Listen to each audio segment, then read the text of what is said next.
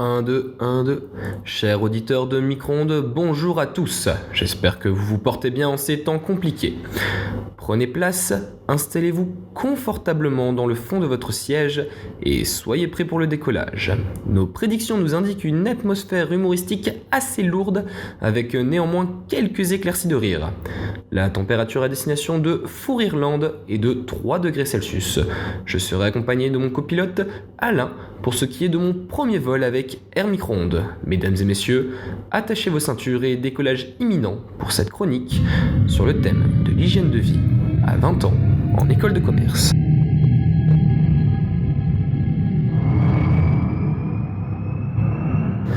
D'abord, rien que dans la sonorité du thème, on sent déjà qu'il manque quelque chose.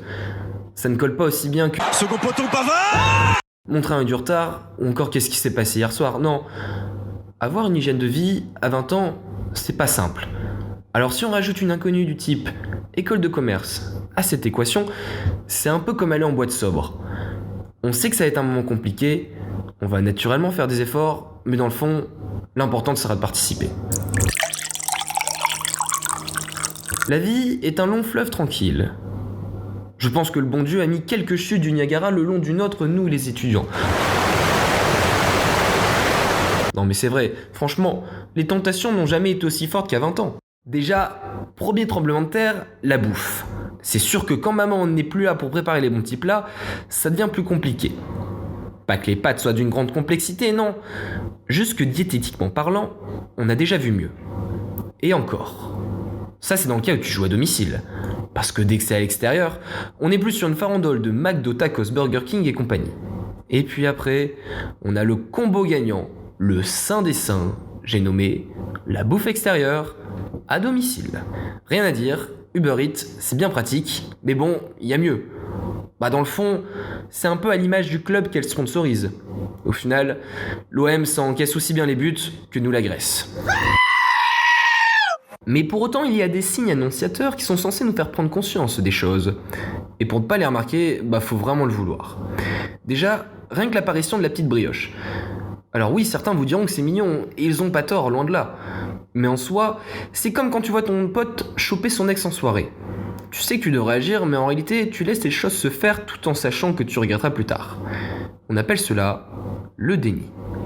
Et même quand on est dans le déni, il y a toujours quelqu'un pour te venir faire prendre conscience des choses. L'autre jour, j'étais en FaceTime avec ma grand-mère, je vous promets qu'elle a pas pris moins de 2 minutes à me faire remarquer que j'avais pris des joues. Merci mamie. Je te salue bien chaleureusement au passage, je sais que tu ne loupes jamais une chronique d'Alain.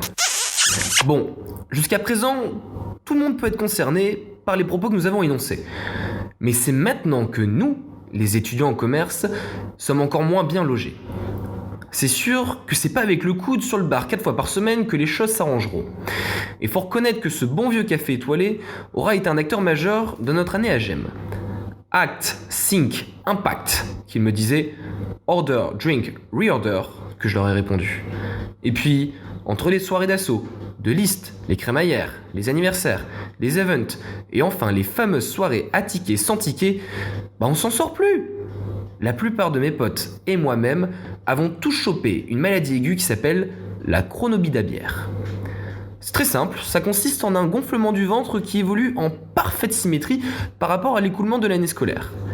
Et les médecins ne comprennent pas pourquoi cette maladie disparaît le temps des vacances. Bref, toujours est-il que les tentations sont partout. Et il suffit d'être un peu naïf, comme moi par exemple, qui croit toujours que le fameux « Bon, ce soir les gars, on la joue soft » existe pour ne jamais voir le bout du tunnel. Quelle indignité. Bon, en fait si. Il existerait tout de même une solution qui permettrait de rééquilibrer la balance d'une manière assez miraculeuse. C'est le sport. Attendez, j'ai l'impression de vous avoir perdu là, ne bougez pas, juste le temps que je sorte mon Larousse. Ah voilà, sport non masculin, activité physique visant à améliorer sa condition physique. Et je ne vois pas de contre-indication, ça m'a l'air à la portée de tous. Ah si, à partir du moment où l'on est motivé, qu'on trouve le temps, qu'on n'est pas en gueule de bois, qu'il fasse beau et que les étoiles soient alignées, vraiment, c'est à la portée de tous. Alors pourquoi on n'y arrive pas du coup ? C'est le déni les amis, c'est le déni. Et puis, on trouve toujours une bonne excuse pour au dernier moment se déchauffer. Bizarrement, d'un coup, même les cours deviennent plus importants que d'aller se bouger. Et je vous vois venir, les petits rigolos du fond de la classe, le barathon, le lever de coude et les après-midi pétanque ricard ne sont pas des sports. Du moins, ce n'est pas ça qui résoudra notre problème. En fin de compte, on se plaint beaucoup, mais dans le fond, on adore ça. Alors je vous propose de profiter de l'instant présent, parce qu'au final, avoir une hygiène de vie, à 20 ans, en école de commerce, c'est un peu comme notre pré-étudiant. On verra ça plus tard. Mesdames et messieurs, nous arrivons à destination. Vous pouvez redresser votre siège. J'espère que le vol fut agréable. Je vous souhaite à tous et à toutes une très bonne journée et vous dis à très bientôt sur Air Micro-ondes.